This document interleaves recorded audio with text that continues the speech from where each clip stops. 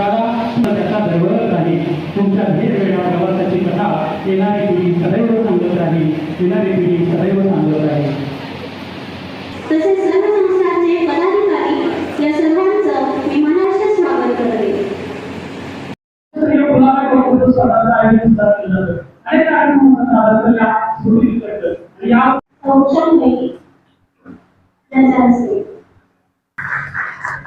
स्वागत नमस्कार या ठिकाणी संपन्न होत आहे.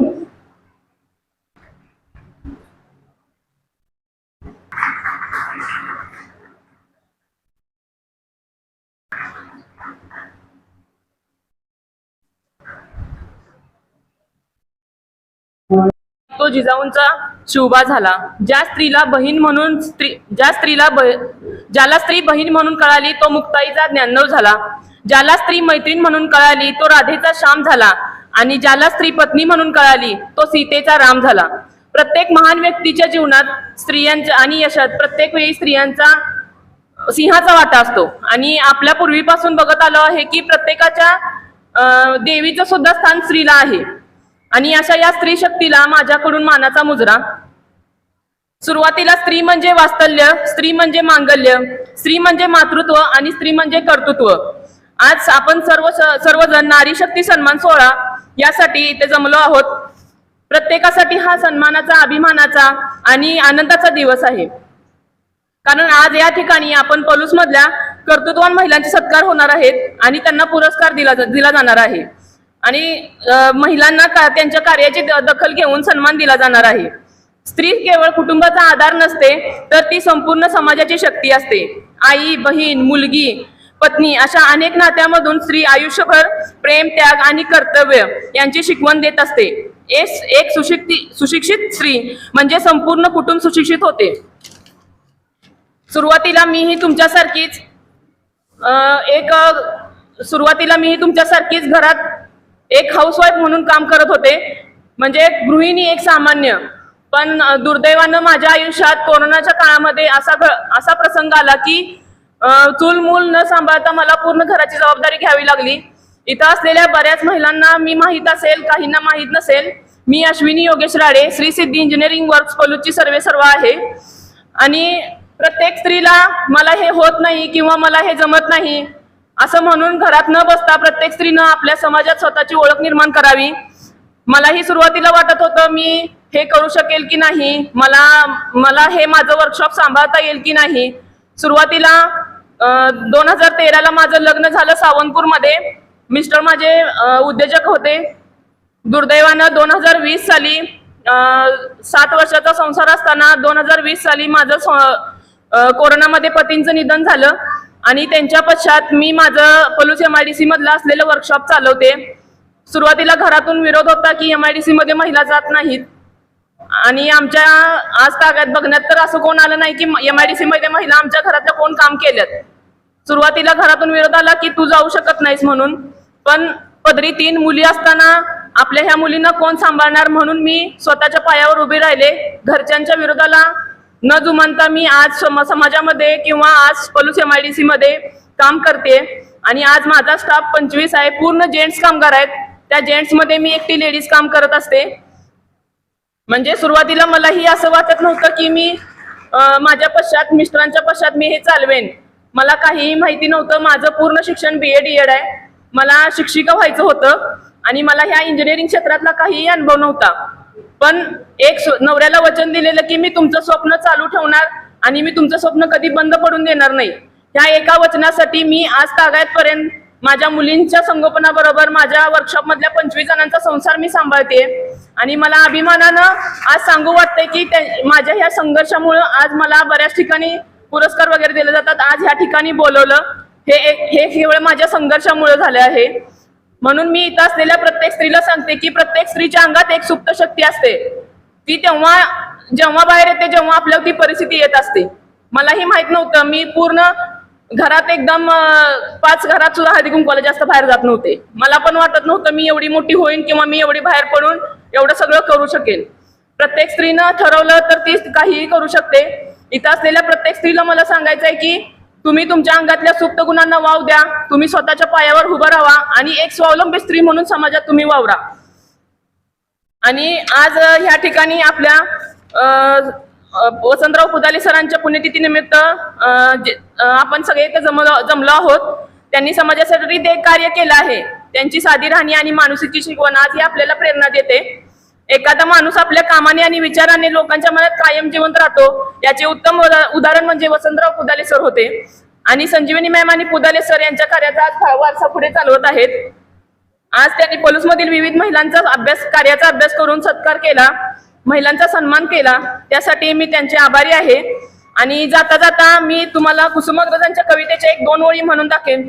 मी कार्यक्रमाला माझ्या आवर्जून ह्या कवितेच्या 2 ओळी सगळ्यांना बोलून दाखवते, कारण ह्या कवितेच्या ओळी पूर्ण माझ्या आयुष्याशी मिळत्या जुळतात. ह्या कवितेमध्ये कवीचं असं झालेलं की त्याच्या घरात पूरस्थिती आल्यानंतर त्याच्या घरात सगळं वाहून गेलेलं. आणि ही परिस्थिती माझ्या आयुष्यात कधी आली, जेव्हा कोरोनाच्या काळात माझ्या पतींचं निधन झालं. पण ह्या कवीच्या सोबत त्याची बायको होती. पण त्यावेळी ही परिस्थिती आल्यानंतर माझ्यासोबत कोणीही नव्हतं, फक्त माझ्या 3 मुली होत्या. म्हणून मी जाता जाता इथे असलेल्या सगळ्यांना 1-4 ओळी म्हणून दाखवते. कना कवितेचं नाव आहे.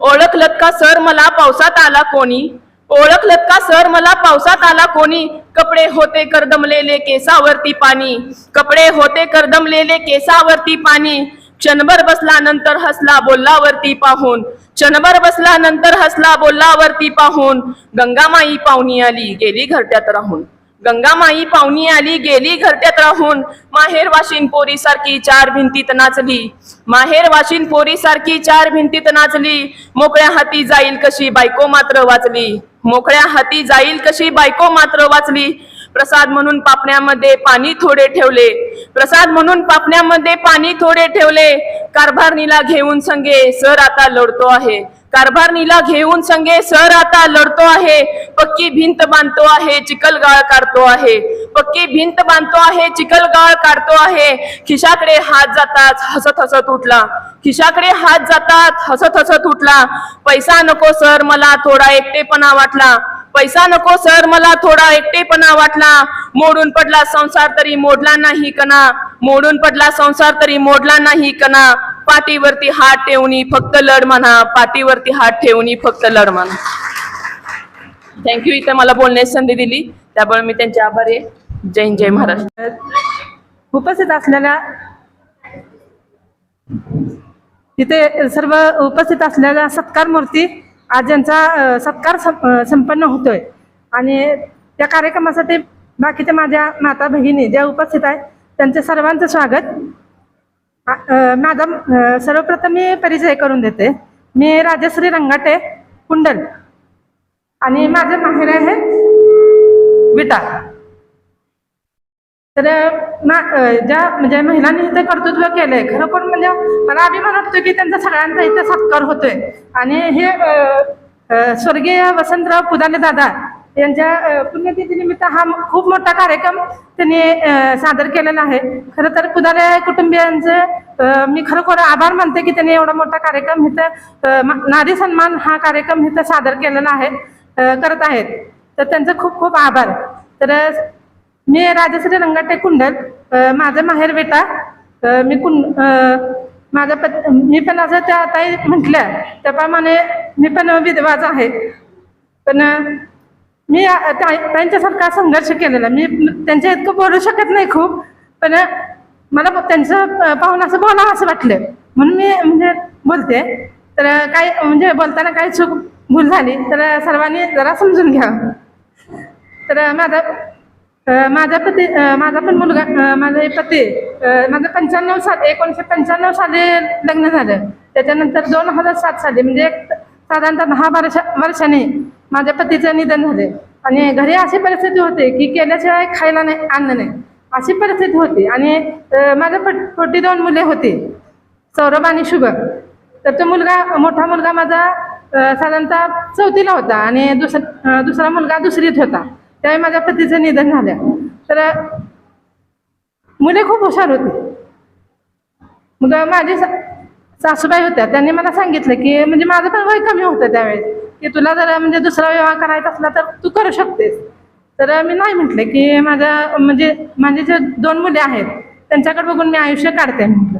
माझ्या 2 मुलांच्याकडे बघून मी आयुष्य काढलं म्हणजे खूप मी केलं. मुलांसाठी म्हणजे मला खूप करावं असं वाटायचं की खूप मुलं हुशार आहेत.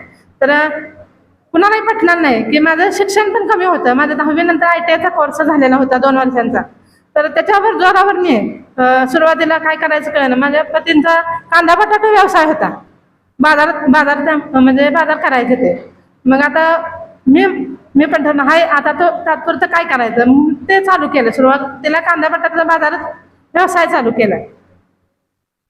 पण त्याच्यावर काय म्हणजे असं खूप म्हणजे लोड व्हायचा की हे सामान कसं न्यायचं, ओझाचं काम होतं सगळं. मग ते दुसऱ्याच्या गाडीतून न्यायचं वगैरे. पण मला ते म्हणजे एवढं पेलं नाही.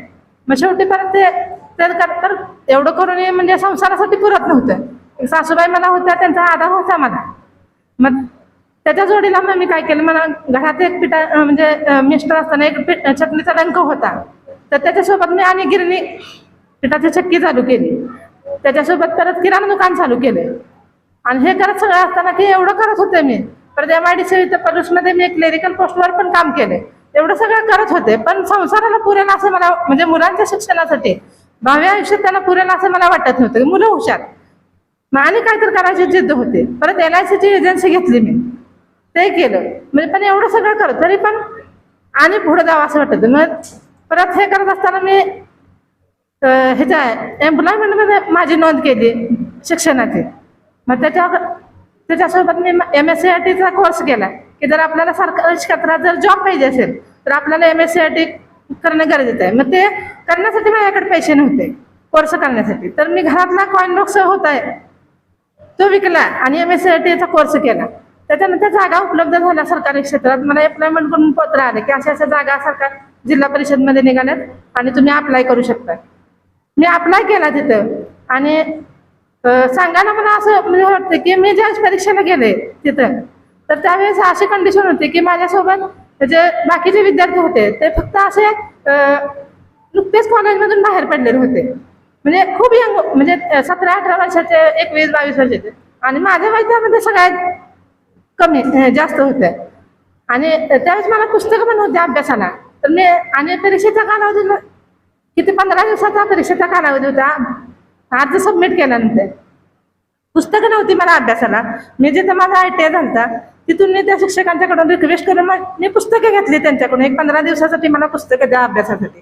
त्यांनी पण दिली मला. मी परीक्षेला गेले. आणि एवढी सगळं तिथं गेल्यानंतर असे मुलं बघून वाटायला माझं काय म्हणजे आता ह्यात काही खरं नाही. एवढी मुलं म्हणजे ते क्वालिफाय आता कॉलेजमधून शिक्षण घेऊन बाहेर पडले. आपल्या बुद्धीला 10 वर्षांमध्ये गंज चढलाय. कसं होणार आपलं. तरी पण अभ्यास केला होता, दिली एक्झाम. पण मला खूप सांगायला अभिमान वाटतो की त्यावेळी एवढ्या ह्याच्यामध्ये मी जिल्हा परिषद सांगलीमध्ये माझं सिलेक्शन झालं. जवळजवळ 15 वर्षाचा माझा गॅप होता. त्यावेळेस माझं जिल्हा परिषद बांधकाम विभागामध्ये माझं सिलेक्शन झालं. म्हणजे पण तिथंही बॅड लक लागलं. माझं सिलेक्शन झालं परंतु माझं नाव नंतर ते तिथं हे झालं, स्टे आला त्या पोस्टवरती. मग त्यामुळे माझं तिथं परत सिलेक्शन म्हणजे झालं नाही. पण मला एक आत्मविश्वास वाटलाय की जर आपण 15 दिवसामध्ये जर अभ्यास करून म्हणजे एवढं ह्या पदापर्यंत आता पण पोहोचलोय तर अजून आपण म्हणजे खूप अजून अभ्यास केला तर आपण म्हणजे करू शकतोय आणि काहीतरी. मग परत अभ्यास मी चालू केला. हे सगळं घरातलं व्याप होतच. शिलाई काम, पिकोफॉल, डंक, गिरण, किराणा दुकान, LICची एजन्सी, परत आशा वर्करमध्ये PSC मध्ये सरकारी दवाखान्यामध्ये PSC मध्ये आशा वर्कर म्हणून मी ते पण काम करत होते. एवढं सगळं करत होते पण माझं समाधान होत नव्हतं की मुलांसाठी अजून केलं पाहिजे काय. मग परत मी जिद्दीनं आणि परत एक्झाम देत राहिले. आणि परत 2011 साली मी परत जिल्हा परिषद बांधकाममध्ये जिल्हा परिषदच्या प्रधानमंत्री ग्राम सडक योजनेमध्ये परत मी नंतर परीक्षा देऊन माझं परत सिलेक्शन झालं तिथं. म्हणजे या सगळ्याच. आणि आता मी तिथंच जॉब करते. प्रधानमंत्री ग्राम सडक योजना सांगली जिल्हा परिषदमध्ये मी जॉब करते. आणि हे सगळं करत असताना मी मुलांच्याकडे बिलकुल दुर्लक्ष केलं नाही. आज माझा मोठा मुलगा IT क्षेत्रात इंजिनियर केला मी. तो पुण्यामध्ये त्याच्या डिग्री केली. आणि दुसरा मुलगा आज उपजिल्हाधिकारी नागपूर येथे आज गेल्या वर्षी त्याचं सिलेक्शन झालेलं आहे. आणि हे मला मी केलं म्हणजे एक स्त्री काय करू शकते हे मी तुम्हाला सांगण्यासाठी हे फक्त सांगितलंय. हे म्हणजे उपजिल्हाधिकारी पदापर्यंत पोहोचवणं हे म्हणजे अगदी काही परिस्थिती नसताना मी शून्यातून त्याला म्हणजे विश्व निर्माण करण्याचा प्रयत्न केलाय आणि त्याला परमेश्वराने म्हणजे साथ दिली. मी परमेश्वराचे खूप आभार मानते. आणि ज्यांनी मला ह्या प्रवासात सर्वांनी मला कुंडलच्या काही लोकांनी सहकार्य केलं, पलूसमधल्या काही लोकांनी सहकार्य केलं या प्रवासात, या सगळ्यांचे मी खूप खूप आभारी आहे. आणि पुन्हा एकदा इथं जो नारी शक्ती सन्मान जो सर्वांचा केला जातोय आणि त्याबद्दल मी सर्वांचं आणि पुदाले कुटुंबियाचा आभार मानते. थँक्यू, धन्यवाद. आणि जे स्वीकारणार आहे त्यांच्याकडे स्टेज येत असतं.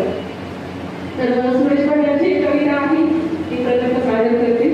विजय मानकरी तो माझा अंत नाही, पेठे उदाहरणे हे सामर्थ्य नाशवंत नाही. छाटले तरी पंख माझे पुन्हा उडे नाही, अडू शकेल मला अजून अशी भिंत नाही. माझी झाकणे जाणण्याचे केले ते टिकावे, जळेल झोपडी अशी आज ती जगत नाही. रोखण्याचा वाटा माझा वादळी होती आतुर, डोळ्यात जरी गेली धुळ थांबण्यास उसंत नाही. येथील वादळे खेटेल तुफान तरी वाट चालतो, आढळ्यांना अडचणी पावलांना पसंत नाही. ही जी सुरेश भटांची कविता आहे की आपलं कर्तृत्व ही आपली क्षमता आहे हे सिद्ध करत असते. आतापर्यंत माझ्यावर कोणी महिला वगैरे बोलले तर त्या बोलत असताना जे काही समस्या आहे प्रत्येक महिलेच्या प्रत्येक पुरुषाच्या जीवनामध्ये समस्या हे येत असतात. पण समस्या आली म्हणून न रडता त्याला फेस करून जेव्हा आपण पुढे जातो तेव्हा आपण आपल्या स्वतःला सिद्ध करत असतो. आणि अशा इथं सगळ्या ज्या जमलेल्या आहेत माझ्या कर्तृत्वान महिला यांना मी नमस्कार करते, वंदन करते, त्यांच्या कार्याला सलाम करते. आणि मला इथं बोलण्यासाठी त्याचबरोबर माझा सन्मान करण्यासाठी पुदाले परिवाराने त्यांनी मला इथं बोलवलं त्याबद्दल मी त्यांचे आभार मानते. वसंतराव पुदाले यांच्या कार्याचा उत्साह त्या पुढे येत आहेत आणि अतिशय सुंदर कार्य हे चालू आहे. दादांनी कार्याची एक वाट तयार करून दिलेली आहे आणि त्या वाटेवरती आज सहज पुदाले साहेब आहेत, पुदाले साहेब आहेत, त्याचबरोबर त्यांच्या विद्यार्थ्यांनी सक्षमपणे त्यांना सहकार्य करतायत, त्यांच्या पावलावरती पाऊल टाकून चालतायत. तर पुदाऱ्यांचं नाव जे आहे ते पलूस तालुक्यामध्ये त्यांनी उज्ज्वल केलेलं आहे. आणि मला सांगायला आनंद वाटेल की पुदारे हे फक्त पलूसमध्ये चालणार आहे आणि आज त्यांचा आहे तो जिल्हाभर वास्तू आहे. तर त्या पुदारे नावाला आणि त्यांनी ते सिद्ध केलं त्या कार्याला मी सलाम करते आणि मला इथं बोलण्याची संधी दिली त्याबद्दल मी आभार मानते. धन्यवाद. आणि त्यानिमित्तानं आज व्यासपीठाला सर्वच मान्यवर आणि तुम्ही माझ्या मैत्रिणी बरोबर ही मैत्रिणी काय म्हणते की मैत्रिणीचं रिलेशन क्लोज असतं आपल्याबरोबर. तुम्ही सर्वांना मैत्रिणी म्हणजे खरोखर आज दादांच्याबद्दल सांगणं म्हणजे बरोबर लहान कोणी मोठा का असेल आहे तर दादांचं कर्तृत्व एवढं मोठं होतं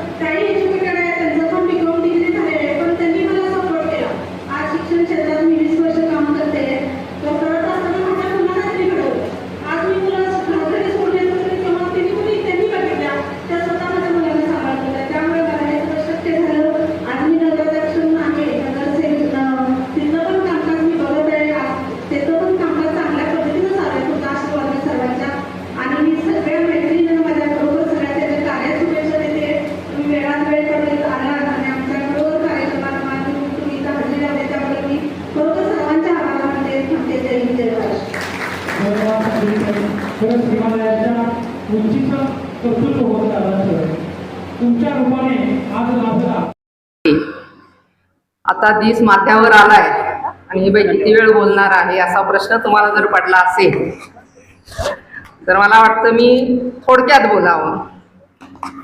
कारण इतक्या मोठ्या रांगा दिसत आहेत शील्डच्या आणि एवढ्या सगळ्यांना पुन्हा पुरस्कार द्यायचे आहेत म्हणजे त्यात 1 तासभर जाणार आहे. तरी मी संजीवनीला विचारलं की मी किती वेळ बोलू, कारण आम्हाला घंटा ऐकायची सवय आहे. घंटा झाल्याशिवाय आम्ही थांबत नाही, मग दुसरं लेक्चर. तर आज मी तसं काही करणार नाहीये.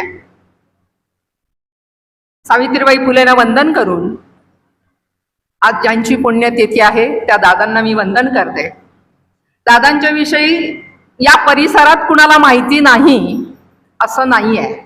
आणि मगापासून तुम्ही ऐकताय, सगळे सांगताय दादा साधे होते, प्रेमळ होते, मितभाषी होते. आणि आम्ही तर लहानपणापासून म्हणजे ही 3री पिढी आता मी बघतीये. म्हणजे आम्ही 5 झालो की माझे मोठे काका होते बापू आणि माझे वडील आबा की म्हणायचे पांडू तात्याला, पांडू अण्णांना नमस्कार करून आलीस का, कारण पास होणारी घरात मी एकटीच पोरगी होते.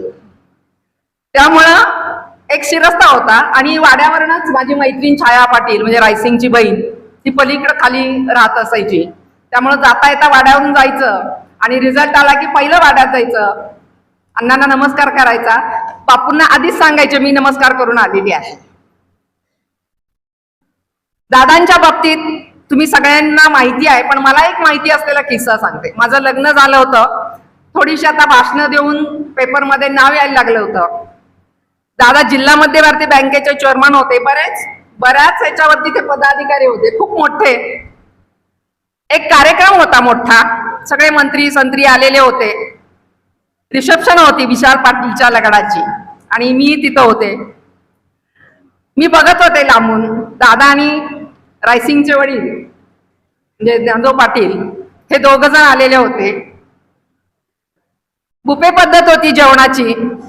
या दोघांनी वाढून घेतलं आपलं ताट आणि एक कोपरा बघितला. म्हणजे खुर्च्या होत्या, टेबल होती, उभं राहून जेवत होते, बसून जेवत होते. पण हे दोघं एका कोपऱ्यामध्ये गेले, खाली मांडी घातली आणि छान जेवायला बसले.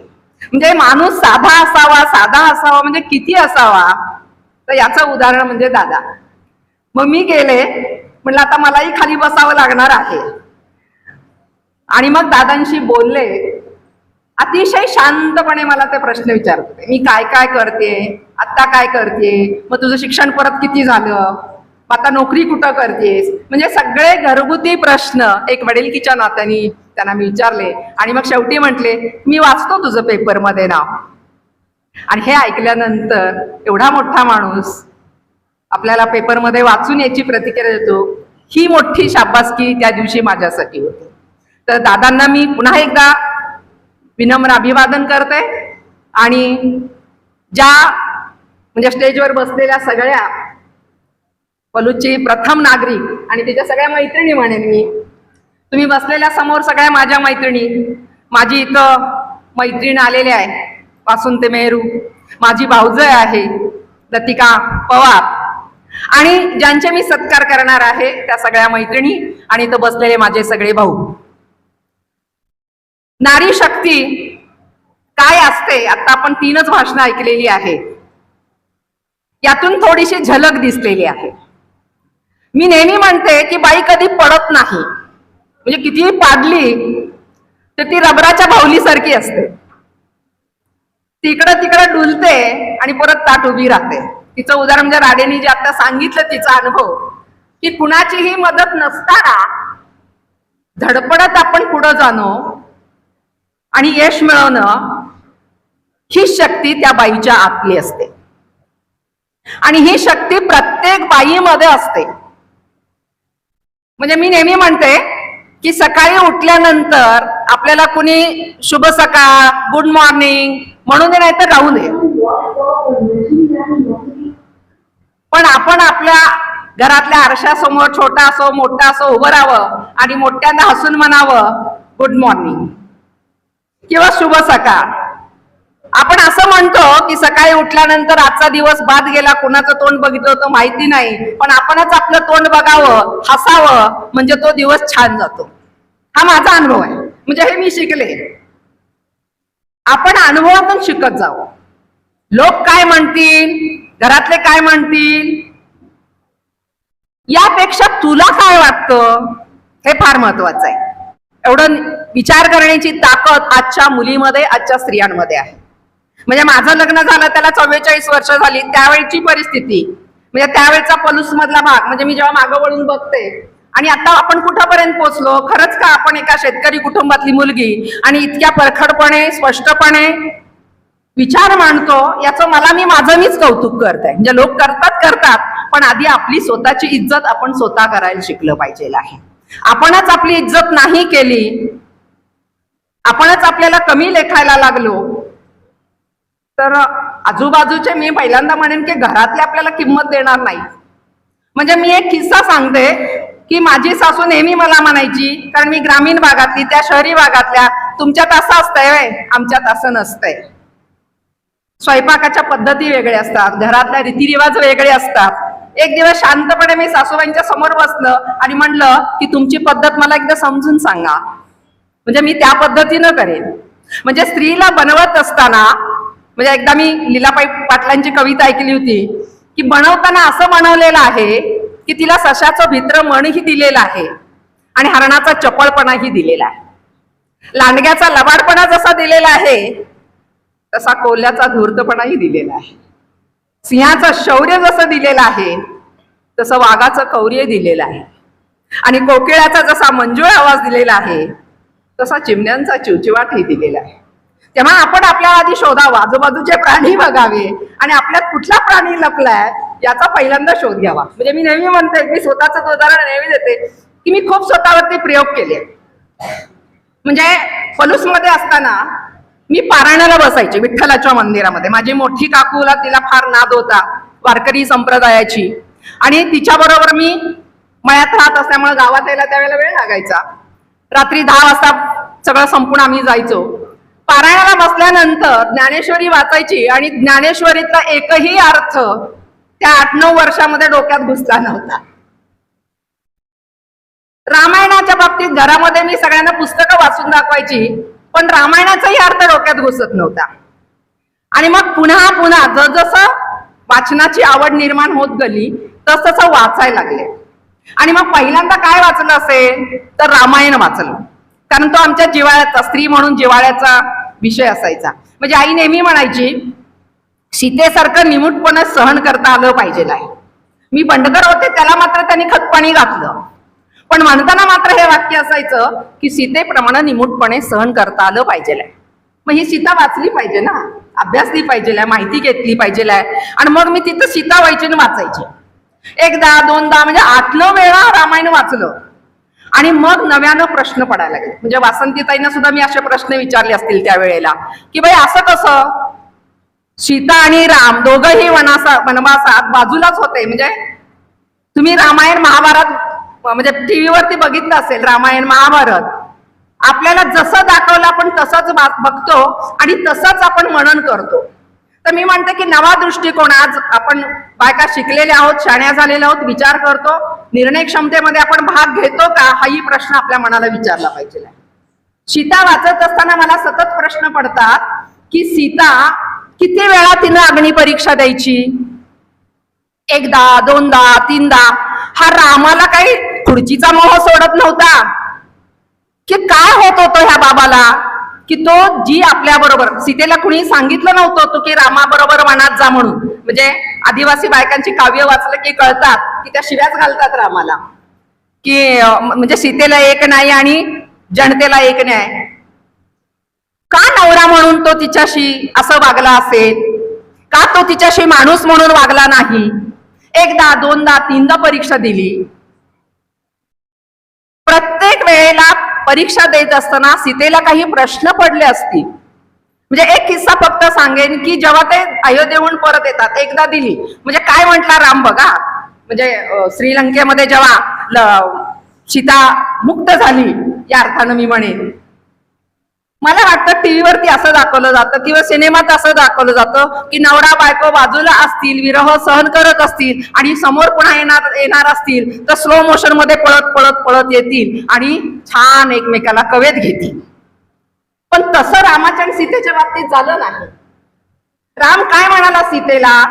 लक्ष्मणाला म्हणला, सांग तिला तिथंच थांब, तू पुढे एकही पाऊल उचलू नकोस. माझं कर्तव्य होतं तुला मुक्त करणं, मी केलेलं आहे. आता तू विभीषणा बरोबर राहा, नाहीतर लक्ष्मणा बरोबर राहा, किंवा तुला कोण आवडत असेल त्याच्या बरोबर राहा, मी तुला स्वीकारणार नाही. हा केवढा एका स्त्रीचा घोर अपमान. का नाही प्रश्न आपल्या मनामध्ये पडत? अग्निपरीक्षा एकदा दिली, मग पवित्र झाली, अग्नीतून बाहेर आले, अयोध्येला घेऊन आले, छान संसार सुरू झाला आणि तिनं सांगितलं की मला वनात जावंसं वाटतं, कंदमुळं खावंसं वाटतं. डोहाळे लागले ते नवऱ्याला सांगते. कुठली बायको आपली पहिल्यांदा नवऱ्यालाच सांगते. तसं सीतेनेही सांगितलं. आणि तोपर्यंत कोणीतरी राज्यातला माणूस येतो आणि सांगतो की जसं तुला रामानं, म्हणजे बायकोला त्याच्या म्हणतो की जसं रामानं सीतेला स्वीकारलं तसं मी तुला स्वीकारणार नाही, एक रात्र बाहेर राहून आलीस तरी. म्हणजे पुरुष कितीही रात्री बाहेर राहिला तरी चालेल, पण स्त्रीनं एक रात्र एक तासही बाहेर थांबायचं नाही. लगेच तिच्या चारित्र्यावरती संशय घेतला जातो. आणि आजही तेच केलं जातं. राजकारणामध्ये असेल किंवा बाहेर समाजामध्ये काम करणारी स्त्री असेल तर तिच्यावर पहिल्यांदा वार केला जातो तो तिच्या चारित्र्यावरती. तिचं हनन कुठं केलं जातं तर तिचं चारित्र्य कुणाशी तरी नाव जोडून केलं जातं. सीता त्याच वेळी जर म्हटली असती तिसऱ्यांदा अग्निपरीक्षा देताना की बाबा रे तू पण माझ्या बरोबर अग्निपरीक्षा दे, तर आज पुन्हा पुन्हा बायकांना अग्निपरीक्षा द्यावी लागली नसती आणि चारित्र्याचे इतके दिंडवडे निघाले नसते. हा प्रश्न मला रामायण वाचत असताना पडतो. म्हणजे प्रत्येक स्त्रीला हा प्रश्न पडला पाहिजे. महाभारतामध्ये तेजस्विनी म्हणून द्रौपदीचा पण उल्लेख करतो, पण आई सांगते की 5 जण भावात वाटून घ्या आणि 5ही नवऱ्यांच्या बरोबर सुखानं संसार करते. त्या मुलीची, त्या स्त्रीची जी स्वप्न घेऊन सासरी आली होती तिची काय अवस्था झाली असेल याचा विचार आपण कधी करणार आहोत की नाही? आपल्याकडे मातृसत्ताक पद्धत होती. आजही मी भारतभर हिंडत असते. मेघालयला गेले होते, सिक्कीमला गेले होते, आजही तिथं मातृसत्ताक पद्धत आहे. आपल्याकडं मुली नवऱ्याच्या घरी नांदायला जातात. आजही आपल्या भारतात काही भागामध्ये नवरे मुलीच्या घरी नांदायला जातात आणि तिथं आज 0 क्राईम आहे, गुन्हेगारी नाहीये. हे मातृसत्ताक पद्धतीचं एक चांगलं फलित आहे. आम्हाला जसे पुरुष विचार करायला सांगतात त्या पद्धतीनं आपण विचार करतो. त्या पद्धतीनं विचार करून आपण एक स्त्री दुसऱ्या स्त्रीकडे बघत असतो. म्हणजे आपल्याकडे सांगितलं तर 7च्या आत मुलीनं घरात या.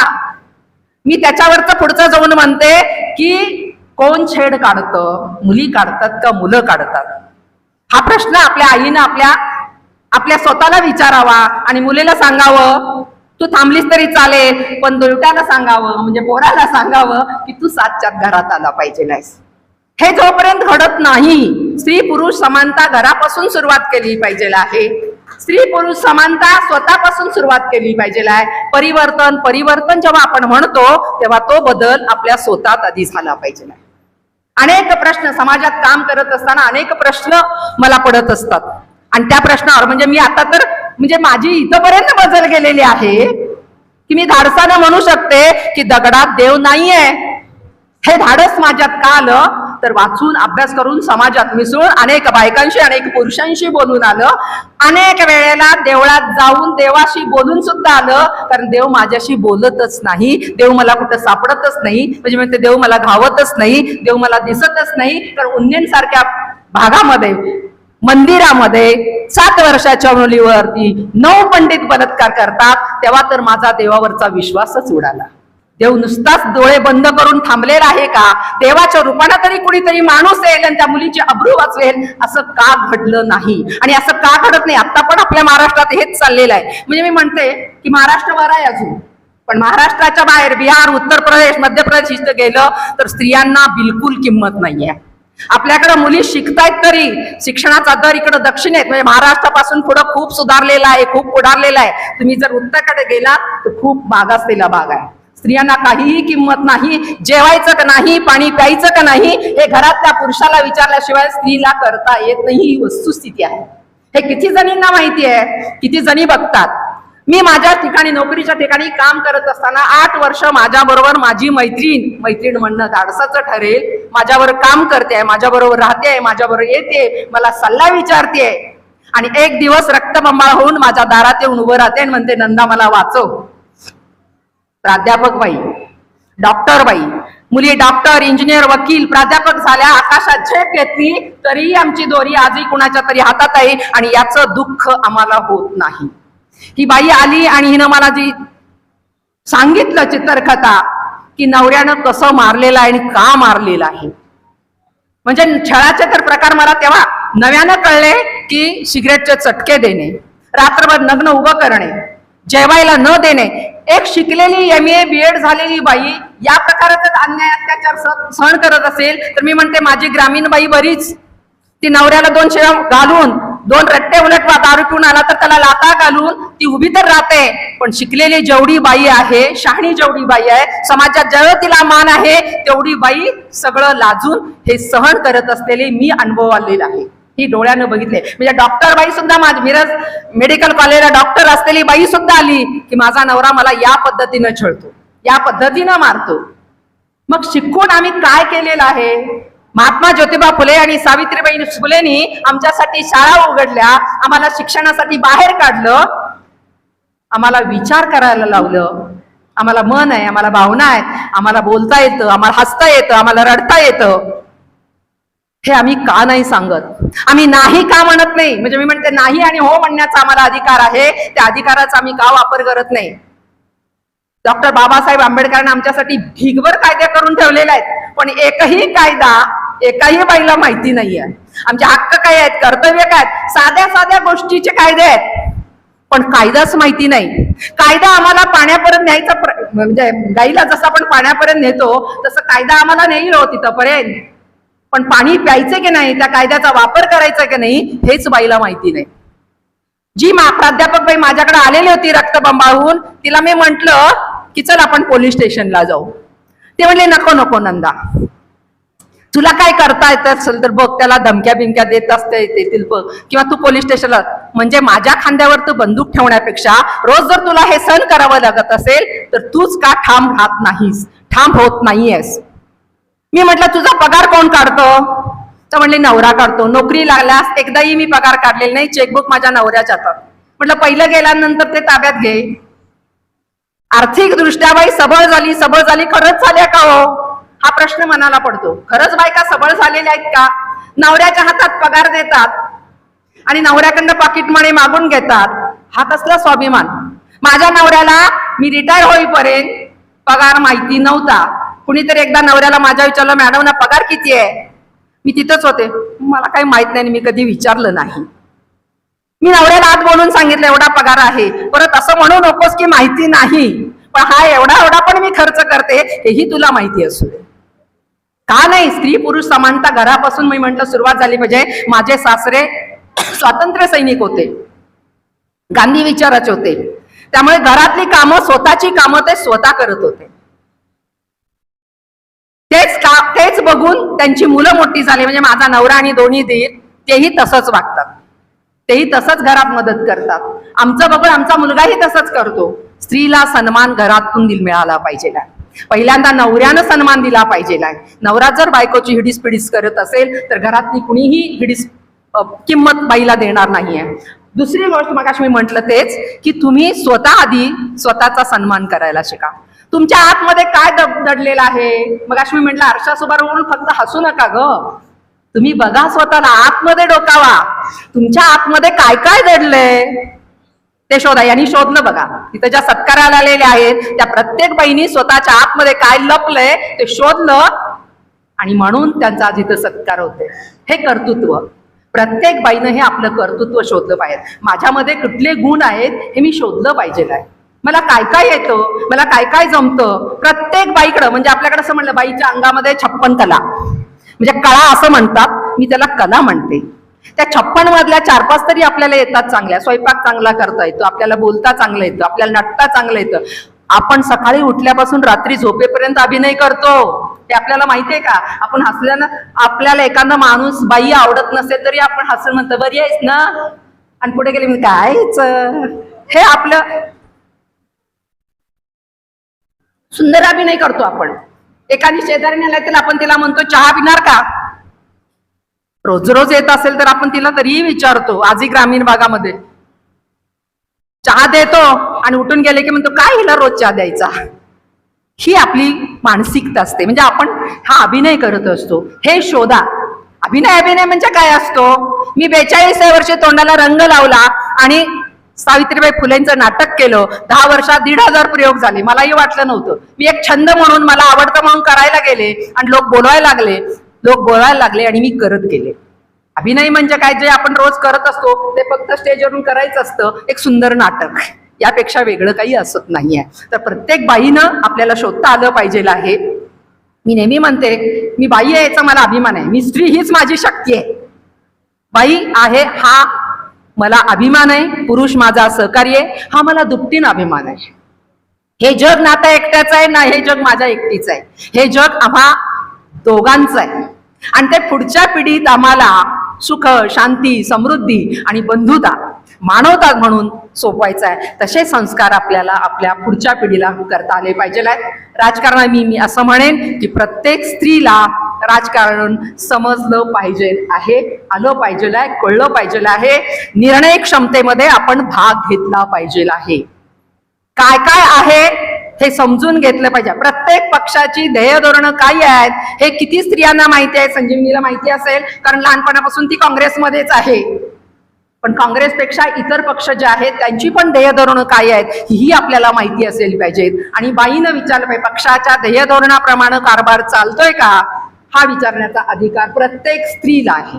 आपण मतदार म्हणून आपण निवडून दिलेल्या नगरसेविकेला, नगराध्यक्षाला सुद्धा एक नागरिक म्हणून आपण प्रश्न विचारू शकतो, हे प्रत्येकाला माहिती असलं पाहिजे. आपण कसं बाई विचारू, कसं म्हणू, लोक काय म्हणतील, त्यांना काय वाटेल, मी म्हणजे तुला काय वाटतं ते महत्वाचं ना, याला काय वाटेल, त्याला काय वाटेल, तो काय म्हणेल याचा विचार करण्यापेक्षा तुझ्या स्वतःला काय वाटतं हे फार महत्वाचं आहे. मी नेहमी सांगते की लोक काय म्हणतील याच्याकडे मी जर बघत बसले असते तर माझी प्रगती झाली नसती. मी स्वतःला 12 वर्ष पुस्तक वाचण्यात गुंतवून घेतलेलं होतं. मग असे मला कोणी संजीवनीत विचारलं की तुमचं वाचन, म्हटलं एक टेम्पो भरून पुस्तक आहेत माझ्याकडे. जवळजवळ 3000 पुस्तकं माझ्या घरात आहेत. म्हणजे आता ती वाटून मी कमी करायला लागले, आता ठेवायला जागा नाहीये. वाचत राहतो. आज टीव्ही म्हणजे वाचलात तर तुम्ही वाचाल, बायानो तुम्ही पुन्हा वाचायला लागा, पुस्तक पुन्हा हातात घ्या. तर तुम्ही सावित्रीला मी म्हणेन की सावित्रीच्या लेखी म्हणतो याला काहीतरी अर्थ आहे. सत्यवान सावित्री, मला सत्यवानाची सावित्री नको आहे. वट पूजणारी, वडाला 7 फेऱ्या घालून हाच नवरा पाहिजे म्हणणारी मला सावित्री नको आहे. का नको आहे सांगते. तुम्ही नवऱ्याला विचारा 7 जन्म तुला पाहिजे का बाबा मी बायको म्हणून. तो मनातल्या मनात हसेल, बाई 1 जन्म आहे बाद झालं. मग तुम्ही कशाला 7 जन्म गळ्यात बांधून घेताय. 1 जन्म सुखाचा, शांतीचा, समाधानाचा, एकमेकांना समजून घेण्यात, प्रेम देण्यात मजेत जाऊ दे. दुसरा जन्म दुसरा माहित नाही, दुसरा जन्म आहे की नाही, देव नाही या संकल्पनेची मी असल्यामुळं पुनर्जन्म कोण बघितलाय, कुणी येऊन सांगितलंय का माझा पुनर्जन्म झालाय, अमक्या अमक्या वेळेला मी पुरुष होतो, अमक्या वेळेला मी बाई होते, हे कुणीही सांगितलेलं नाही. हे सगळं थोतांडा. त्यामुळं टीव्ही बघत असताना रिमोट तुमच्या हातात असू दे. कोणत्या मालिका बघायच्या आणि कोणत्या नाही हे बायानं तुम्ही ठरवा. आज तुम्हाला मोबाईल मध्ये आणि टीव्ही मध्ये गुंतवून राजकारण काय चाललंय त्या राजकारणाच्या पलीकडे जाऊन बघता आलं पाहिजे आपल्याला. आज बघा तुम्ही घराघरामध्ये खलनायकीने आहेत का हो. प्रत्येक मालिका मी जर बघायला लागले तर प्रत्येक घरामध्ये एक नायिका आणि एक खलनायकीने आहे. कुटुंब व्यवस्था टिकली असती का. आपल्याला पण भारी वाटतो, तिनं तिचा सूड घेतला, तिनं तुझा बदला घेतला, भारी वाटते. अजून एक आपल्याकडे मालिका, हिंदी मालिका असू दे, हिंदी मराठी असू दे, एक नवरा सोडली की दुसऱ्या दिवशी दुसरा नवरा. जरा अंतर सुद्धा जाऊ देत नाही तो. लगेच दुसरा सोडला की लगेच तिसरा. अरे इतकी बायांची आहोटी झालेली आहे का. अहो या बाईचं उदाहरण आपल्या समोर आहे. नवरा गेल्यानंतर 3 मुलींना कसं वाढवायचं हे तिनं स्वतःच्या पायावर उभं राहून ठामपणे सांगितलं. आणि मालिका बघतो आणि आपण त्याच्यात गुंतून जातो, भरकटत जातो, तर हे भरकटणं आता थांबलं पाहिजे आहे. तुमच्यातली प्रत्येकाची स्त्री शक्ती जी आहे, नारी शक्ती, आपण तो पुरस्कार आपण देणार आहात, तर ती नारी शक्ती प्रत्येकाला जागवता आली पाहिजे आहे. आणि ती जर तुम्ही नाही जागवली आणि तुम्ही वडाला 7 फेऱ्या मारत आणि गुरुवारचा लक्ष्मीचा काय तो उपवास करत राहिला तर लक्ष्मी येणार नाही. तुम्हाला 2 हातपाय हलवावेच लागतील, कष्ट करावेच लागेल, तरच तुमच्याकडे पैसा येणार आहे, अन्यथा नाही. मुलांवरती संस्कार करताना मी माझ्या घरचं नेहमी उदाहरण देते की माझ्या आई वडिलांनी माझ्या बंडखोरपणाला खत घातलं, त्यामुळे हे झाड फोपावलं. सासरी गेल्यानंतर सासू सासरे म्हणजे प्रत्येक मुलीला सासर चांगलं भेटलं तर काय करू शकतं, तर हे माझं जिवंत उदाहरण आहे. माझ्या सासू सासऱ्यांनी त्याला अजून जोमानं खतपाणी घातलं आणि म्हणून मी घडले. तुम्हाला जरी कुणी खतपाणी नाही घातलं तरी स्वतःचं खत व्हायला बघा, ते मुरवायला बघा. आणि आयुष्यामध्ये म्हणजे मी म्हणते की प्रत्येक स्त्रीमध्ये एक काजळी आलेली आहे तुमच्या विचारांवरती, तुमच्या वर्तनावरती. ती काजळी झटकायला पाहिजे. कुणी राम येईल, कुणी कृष्ण येईल आणि आपल्याला वाचवे, या भ्रमात पायानं राहू नका. तुम्हीच तुमचे राम व्हा, तुम्हीच तुमचे कृष्ण व्हा आणि स्वतःला समाजामध्ये सिद्ध करा. मला इथं बोलवलं, बोलण्याची संधी उपलब्ध करून दिली, त्याबद्दल संयोजकांना, तुम्हा सगळ्या मैत्रिणींना आणि विशेष करून सुहास आणि वैभव या दोघांनाही धन्यवाद देते. कारण ही तिसरी पिढी, वैभव आणि सुहास दोघं खूप चांगल्या पद्धतीनं म्हणजे दादानी अण्णांनी जे मिळवलेलं आहे, जे संस्कार त्यांच्यावरती केलेले आहेत, ते संस्कार आजही ते म्हणजे मी म्हणे दादा तर आजाद शत्रू होते, त्यांना कुणी शत्रूच नव्हता. म्हणजे आम्ही लहान होतो तेव्हा बघत होतो दादा स्मित, फक्त स्मित हास्य असायचं दादांचं. दादा खूप बोलत होते हे मला आठवत नाहीये. आणि तीच मुलं आज त्यांची मुलं हा वसा पुढं चालवत आहेत. त्या सगळ्यांना, त्यांच्या सगळ्या फॅमिलीला मी शुभेच्छा देते आणि थांबते. धन्यवाद. कर्तृत्वाची भरारी घेतलेली आहे त्यांना मी व्यासपीठावरती आमंत्रित करतो आणि त्यांचा सन्मान करण्यासाठी विद्यमान नगरसेविका सौ संगीता दीपक गायकवाड, पलूस नगर परिषद नगरसेविका यांना मी व्यासपीठावरती जाण्याचं आवाहन करतोय. दीपाली बाबासो पवार या स्वाद मसाले या उद्योगाचा त्यांनी सुरू केलेला आहे. त्यांना अनेक पुरस्कार मिळालेले आहेत. महाराष्ट्र शासन अंगीकृत महाराष्ट्र कामगार कल्याण मंडळ यांच्या वतीने युवा उद्योजक पुरस्काराने त्यांचा 2018 साली सन्मान झाला. संकल्प युवा प्रतिष्ठान कुंडल यांच्या वतीने युवा उद्योजक हा 2018 साली त्यांना पुरस्कार मिळाला. आवाज कमी करा. सन्मान चिन्ह, पुष्पगुच्छ आणि एक भेट वस्तू देऊन या आदर्श महिलांचा या ठिकाणी सन्मान होतोय. यानंतर सौ वर्षा बालाजी बिसे यांचा सत्कार या ठिकाणी सौ कोमल राहुल सदामते यांनी करावा. नगरसेविका पलूस नगर परिषद यांनी करावा अशी विनंती. सन्मान चिन्ह वर्षा बालाजी बिसे यांनी रेडिओलॉजीचं शिक्षण सोलापूर इथं पूर्ण केलं. गेली 10 वर्षे वैद्यकीय क्षेत्रात त्या उत्तम कामगिरी करत आहेत. 2020 मध्ये कोरोना सेंटर उत्कृष्टपणे चालवून जवळजवळ 4000 रुग्णांची त्यांनी सेवा केली. सध्या श्रीराज हॉस्पिटल तसेच बिसे डायग्नोस्टिक हॉस्पिटल या ठिकाणी तज्ञ डॉक्टर म्हणून त्या कार्यरत आहेत. यानंतर श्रीमती राजश्री विजय रंकाटे कुंडल यांना मी व्यासपीठावरती आमंत्रित करतोय आणि त्यांचा सन्मान करण्यासाठी श्रीमती विदुलता अमरसिंह फडनाईक, सारिका नितीन खरकांडे, नगरसेविका पलूस नगर परिषद यांना मी विनंती करतो की त्यांनी श्रीमती राजश्री विजय रंकाटे यांचा सन्मान करावा. सन्मान चिन्ह, पुष्पगुच्छ आणि भेटवस्तू देऊन त्यांचा सन्मान होतोय. त्यांनी अगदी खडतर आपल्या प्रवासामधून आपल्या मुलाला स्वतःच्या त्यांनी जिल्हाधिकारी बनवलं. या आदर्श माऊलीचा खरं तर आपण आदर्श घ्यायला हवा. जोरदार टाळ्या वाजवून आपण त्यांचं कौतुक करूया. त्यांचं मगाशी आपण भाषण ऐकलेलंच आहे. यानंतर सौ कविता जगदीश पाटील, नगरसेविका पलूस नगर परिषद पलूस यांना मी विनंती करते की त्यांनी सौ साधना रमेश बनकर यांचा सत्कार या ठिकाणी करावा. सौ साधना रमेश बनकर, संचालिका श्री रमेश टेक्सटाईल पलूस यांचा सत्कार या ठिकाणी संपन्न होत आहे. सौ कविता जगदीश पाटील यांच्या शुभ हस्ते सन्मान चिन्ह आणि भेट वस्तू देऊन या ठिकाणी सत्कार होत आहे. सौ साधना रमेश बनकर. यानंतर सौ सुजाता प्रशांत गायकवाड लघु उद्योजिका कुंडल, आपणास विनंती आहे की आपण व्यासपीठावरती यावं. यांचा सन्मान सौ राजनंदिनी अमोल मोटकट्टी पलूस नगर परिषदेच्या नगरसेविका यांना मी विनंती करतो की आपण त्यांचा सन्मान करावा. सन्मान चिन्ह, पुष्पगुच्छ आणि भेटवस्तू देऊन वसंतरावजी पुदाले दादा मित्रमंडळाच्या वतीने या आदर्श माऊलीचा या ठिकाणी सन्मान होतोय.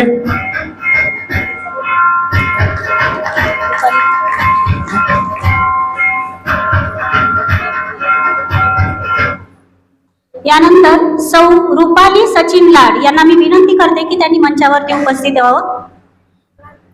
सौ रुपाली सचिन लाड यांचा सत्कार या ठिकाणी सौ प्राजक्ता अभयसिंह पाटील नगरसेविका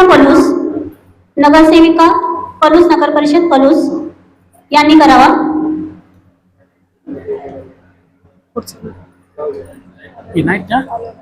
यानंतर सुधा मोहिते सावंतपूर आदर्श मुख्याध्यापिका यांना मी आमंत्रित करतो की आपण व्यासपीठावरती यावं आणि विनंती राहील की सौ प्राजक्ता अभयसिंह पाटील विद्यमान नगरसेविका नगर परिषद पलूस यांना मी विनंती करतो की त्यांनी त्यांचा सन्मान करावा. एक आदर्श मुख्याध्यापिका म्हणून ज्यांनी कार्य केलं त्या सौ सुधा मोहिते मॅडम यांचा सन्मान या ठिकाणी होतोय.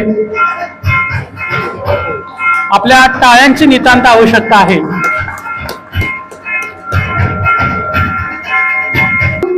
माधवी राजमाने वटीकर यांना मी विनंती करते की त्यांनी मंचावरती उपस्थित व्हावं.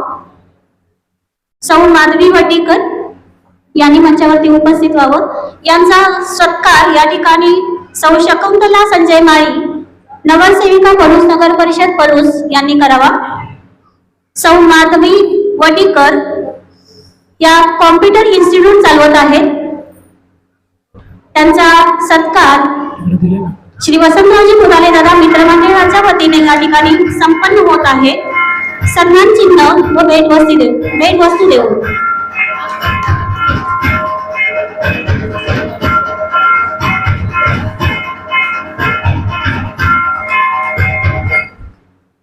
यानंतर डॉक्टर मीनाक्षी सावंत मॅडम, मी आपणास विनंती करतो की आपण व्यासपीठावरती यावं.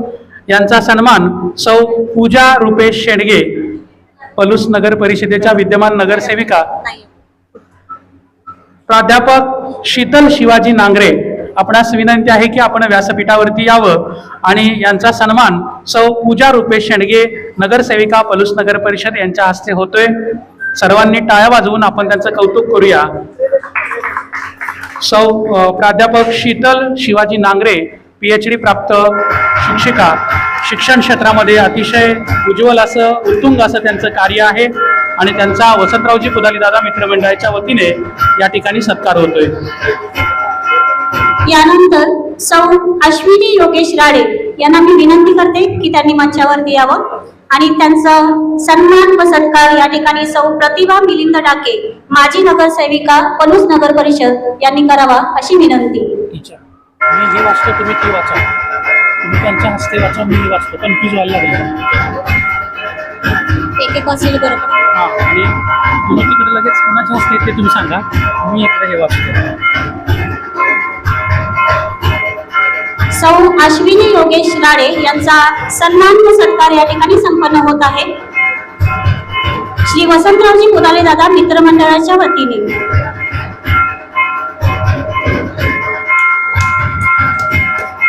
टाळ्यांची नितांत आवश्यकता आहे, आपण सर्वांनी टाळ्या वाजवा. यानंतर माधवी मोघे मॅडम, एक आदर्श संगीतकार, मी आपणास विनंती करतो की आपण व्यासपीठावरती यावं. यांचा सत्कार सौ सुनीता कृष्णा कांबळे माजी नगरसेविका पलूस नगर परिषद यांनी करावा अशी विनंती. एक आदर्श संगीतकार म्हणून या पलूस परिसरामध्ये प्रसिद्ध असणाऱ्या या माधवी मोघे मॅडम यांची संगीत सेवा सर्वांना परिचित आहे. यांचा सत्कार श्रीमती स्वाती प्रताप गोंदील यांनी करावा अशी विनंती. स्वाती प्रताप गोंदील. सौ रेखा अमोल मोरे यांना मी विनंती करते. सौ रेखा अमोल मोरे माजी नगरसेविका पलूस नगर परिषद पलूस यांच्या हस्ते या ठिकाणी सन्मान व सत्कार संपन्न होत आहे. सौ माधवी मोगे मॅडम यांचा. सन्मान चिन्ह, पुष्पगुच्छ व एक भेटवस्तू देऊन या आदर्श व्यक्तींचा सन्मान या ठिकाणी होतोय. यानंतर सौ निर्मला यल्लाप्पा पाटील, आपणास विनंती राहावी आपण पुढे यावं. सौ निर्मला यल्लाप्पा पाटील, उद्योजिका, लघु उद्योगाच्या माध्यमातून पुढे आलेलं व्यक्तिमत्व सौ निर्मला यल्लाप्पा पाटील यांचा सत्कार व सन्मान सौ उज्ज्वला अधिकराव मोरे यांनी करावा अशी विनंती. सौ उज्ज्वला अधिकराव मोरे माजी नगरसेविका पलूस नगर परिषद पलूस यांच्या हस्ते या ठिकाणी सन्मान व सत्कार संपन्न होत आहे. निर्मला यल्लाप्पा पाटील लघु उद्योजिका यांचा. लघु उद्योगाच्या माध्यमातून पुढे आलेलं व्यक्तिमत्व त्यांचं कार्य खरंच खूप कौतुकास्पद आहे. सर्वांनी टाळ्या वाजवून आपण त्यांचं स्वागत करूया. यानंतर संध्याराणी महेश पाटील, आपणास विनंती राहील की आपण पुढे यावं. घोगाव, संध्याराणी महेश पाटील घोगाव यांचा सत्कार श्रीमती सुरेखा विठ्ठल माळी यांनी करावा अशी विनंती. श्रीमती सुरेखा विठ्ठल माळी. सौ निशा विक्रम पाटील यांना मी विनंती करते की त्यांनी पुढील सत्कार करण्यासाठी पुढे मंचावरती उपस्थित व्हावं. सौ निशा विक्रम पाटील माजी जिल्हा परिषद सदस्य पलूस यांच्या हस्ते या ठिकाणी सत्कार संपन्न होत आहे. संध्याराणी महेश पाटील उद्योजिका आहेत.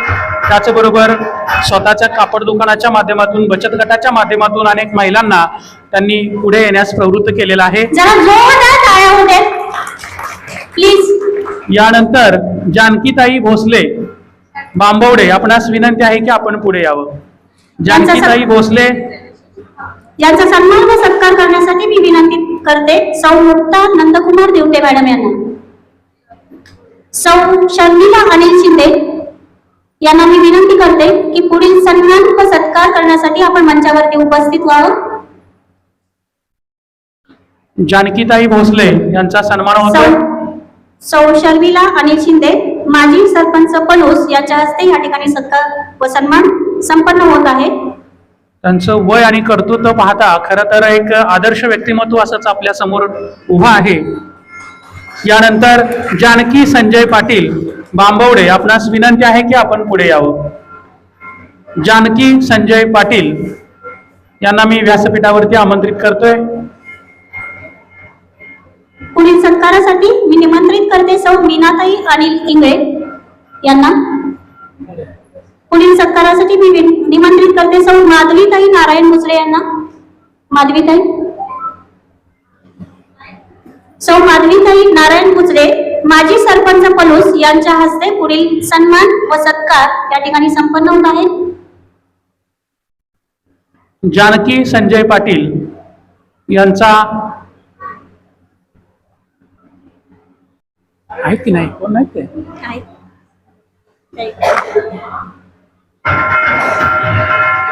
सन्मान चिन्ह व भेटवस्तू देऊन या ठिकाणी सत्कार व सन्मान संपन्न होत आहे. सौ वैशाली कोळी पुनदी, आपणास विनंती आहे की आपण पुढे यावं. सौ वैशाली कोळी. सौ शुभांगी जयसिंग पुदाले उपस्थित आहेत का? सौ शुभांगी जयसिंग पुदाले. सांग. वैशाली कोळी आहेत का?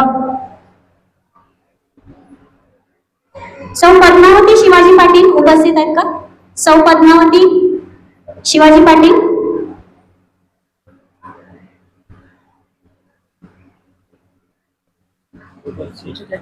सौ सजाबाई शिवाजी मोरे उपस्थित आहेत का?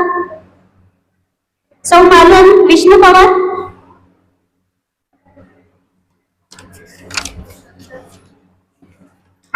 मी ऋषालीताईंना विनंती करते की त्यांनी हा सन्मान व सत्कार संपन्न करावा. सौ नंदा पाटील यांच्या हस्ते हा सत्कार व सन्मान या ठिकाणी संपन्न होत आहे.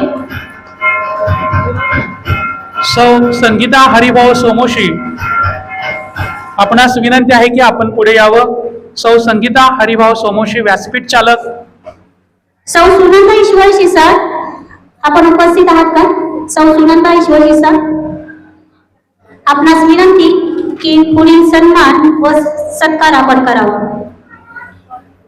सौ संगीता हरिभाऊ सोमोशी यांचं व्यासपीठ चालक म्हणून अतिशय महत्वाचं योगदान आहे आणि त्या योगदानाची दखल घेऊन त्यांना हा सन्मान या ठिकाणी वितरित केला जातोय.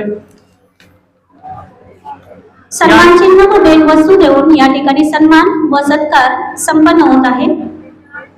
यानंतर भारती पाटील अंकलखोप आपणास विनंती आहे की आपण पुढे यावं. भारती पाटील. सौ पद्मजाताई पुदाले यांना मी विनंती करते की पुढील सन्मान करण्यासाठी आपण मंचावरती. सौ अरुणा अनिल कदम. सौ अरुणा अनिलराव कदम यांनी पुढील सन्मान करण्यासाठी सत्कार करण्यासाठी मंचावरती उपस्थित व्हावं.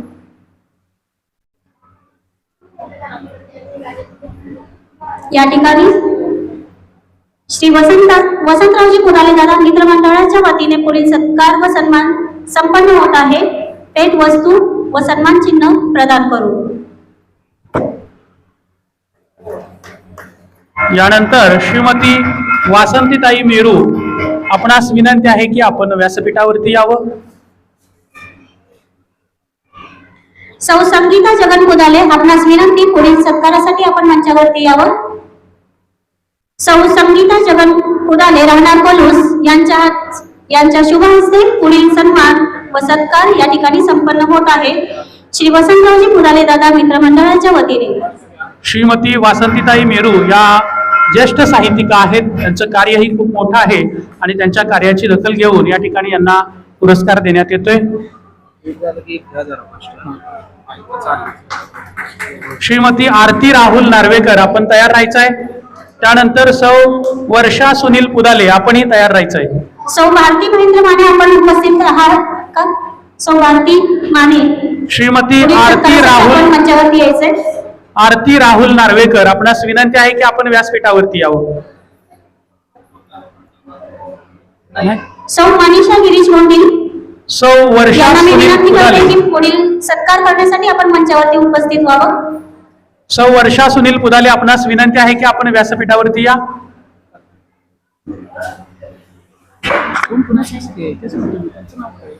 सौ सीमा विशाल दैवी आपणास विनंती. सौ सुनीता माणिक मोरे. सौ मनीषा वकील यांना विनंती की पुढील सन्मान व सत्कार आपण करावा.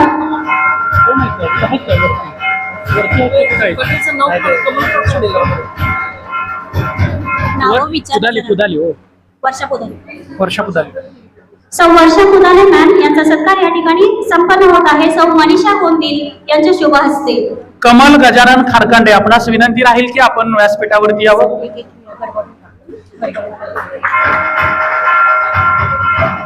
कमल गजानन खारकांडे आपणास विनंती आहे की आपण व्यासपीठावरती यावं.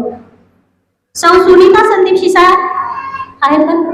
पुढील सत्कारासाठी आपण मंचावरती उपस्थित व्हावं. सौ सुनीता संदीप शिसाळ यांच्या शुभ हस्ते पुढील सत्कार व सन्मान या ठिकाणी संपन्न होत आहे.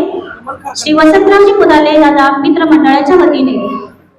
कमल गजानन खारकांडे या उद्योजक आहेत. सुमित मसाले हा प्रसिद्ध उद्योग त्यांचा पलूसमध्ये आहे आणि त्यांचा सन्मान या ठिकाणी पुदाले दादा मित्रमंडळाच्या वतीने होतोय. लक्ष्मी धोंडीराम कदम यानंतर विनंती राहील की लक्ष्मी धोंडीराम कदम आपण व्यासपीठावरती यायचं आहे. सौ प्रियांका तुषार पाटील यांनी सुद्धा पुढील सत्कारासाठी मंचावरती उपस्थित राहायचंय. सौ मेघा किरण घोरपडे. सौ मेघा किरण घोरपडे यांनी पुढील सन्मान व सत्कार या ठिकाणी करायचंय. लक्ष्मी धोंडीराम कदम. सौ मेघा किरण घोरपडे यांच्या शुभ हस्ते पुढील सन्मान व सत्कार या ठिकाणी संपन्न होत आहे. श्री वसंतरावजी पुदाले दादा मित्रमंडळाच्या वतीने भेट वस्तू व सन्मान चिन्ह प्रदान करू. यानंतर डॉक्टर आशाताई पाटील, आपणास विनंती आहे की आपण व्यासपीठाकडे यावं.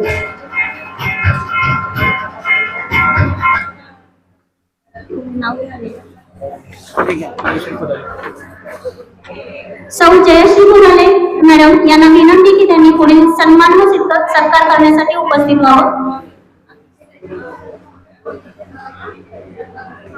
आता व्यासपीठावरची नावं घ्या आणि परत नगरसेविका घ्या. व्यासपीठावरच्या मान्यवरांना श्री वसंतरावजी पुदाले दादा मित्रमंडळाच्या वतीने हा सत्कार सन्मान संपन्न होत आहे. डॉक्टर अश्विनी संदीप पाटील, डॉक्टर अश्विनी संदीप पाटील आमणापूर, आपणास विनंती आहे की आपण विषय हालाकीचे असून सुद्धा त्यांनी जिद्दीने अभ्यास करून इंग्रजी विषयात सेटनेट परीक्षा उत्तीर्ण केली आणि PhD पूर्ण करून सध्या त्या NCERT दिल्ली येथे इंग्रजी विषय तज्ञ म्हणून त्या कार्यरत आहेत. या संगीता दीपक गायकवाड आपणास विनंती पुढील सत्कार व सन्मान करण्यासाठी मंचावरती उपस्थित व्हावं. दीपाली ज्ञानेश पाटील नसतील तर त्यांच्या कुटुंबातील व्यक्ती असतील तर त्यांनी यावं पुढं. राष्ट्रीय स्तरावर क्रीडा क्षेत्रात योगदान दिल्याबद्दल त्यांचा हा या ठिकाणी सन्मान होतोय. अनघा विक्रम भोई, पुढचे सत्कार मूर्ती आहेत अनघा विक्रम भोई, आपणास नलवडे, आपण तयार राहायचं आहे. सौ रुपाली प्रदीप नलवडे,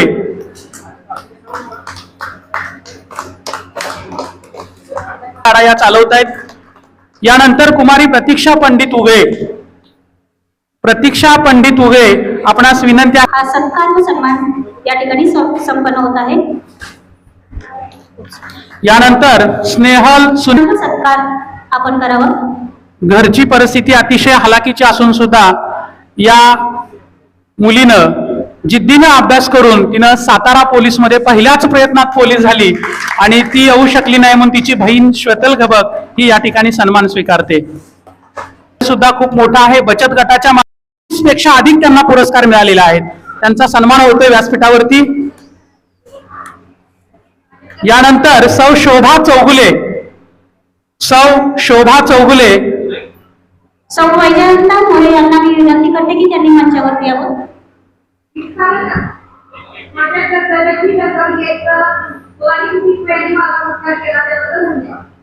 धन्यवाद मॅडम. शोभा चौगुले, आपणास विनंती आहे. सौ वैजयंता मुराले यांच्या शुभ हस्ते पुढील सन्मान व सत्कार या ठिकाणी संपन्न होत आहे.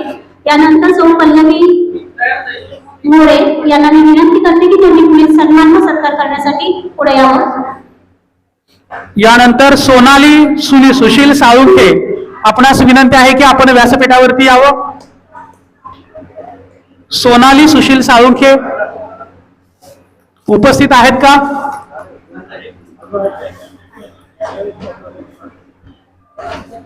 झाले होत नाव सांगत. सौ पल्लवी मोरे यांच्या शुभ हस्ते पुढील सन्मान व सत्कार या ठिकाणी संपन्न होत आहे.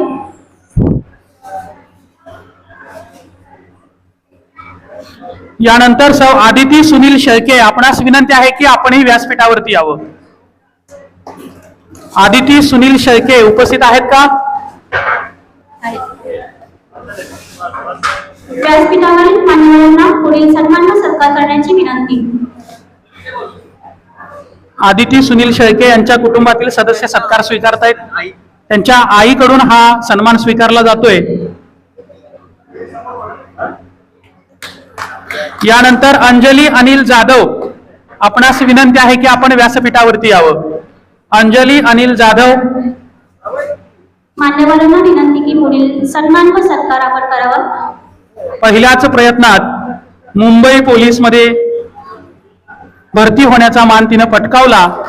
अशी ही मुंबई पोलीस. पुढे समृद्धी धर्मराज यादव, आपणास विनंती आहे की आपण पुढे यावं.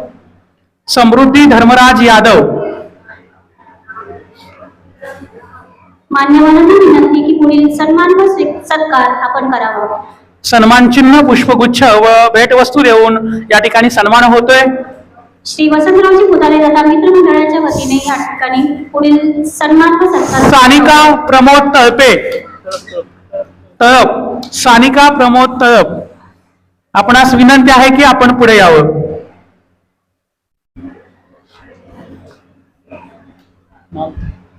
मान्यवर आहेत का? मान्यवरांना विनंती की पुढील सन्मान व सत्कार आपल्या शुभ हस्ते करावा. सुजाता दयानंद थोरात, आपणास विनंती राहील की आपण पुढे यावं.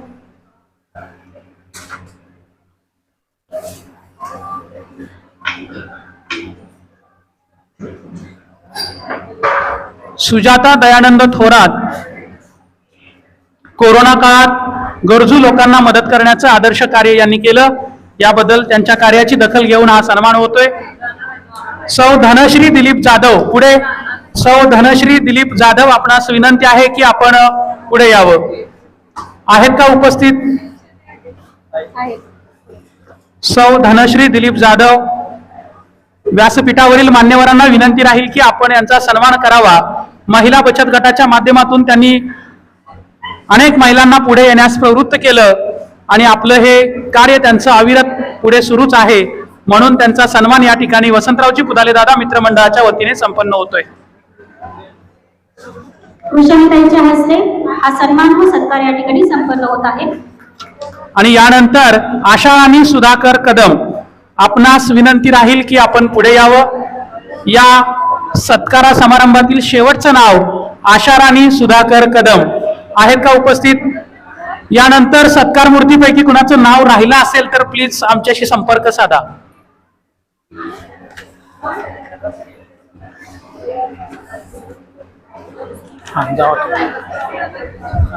मान्यवरांच्या शुभ हस्ते या ठिकाणी सन्मान व सत्कार संपन्न होत आहे. श्री वसंतरावजी पुदाले दादा मित्रमंडळाच्या वतीने नारी शक्ती सन्मान सोहळा या ठिकाणी होत आहे, संपन्न होत आहे. या ठिकाणी सौ पूजा सत्यजित पाटील संपन्न होतोय आणि त्यामध्ये पूजा सत्यजित पाटील यांचा सत्कार त्यांचे सासरे या ठिकाणी स्वीकारतायत.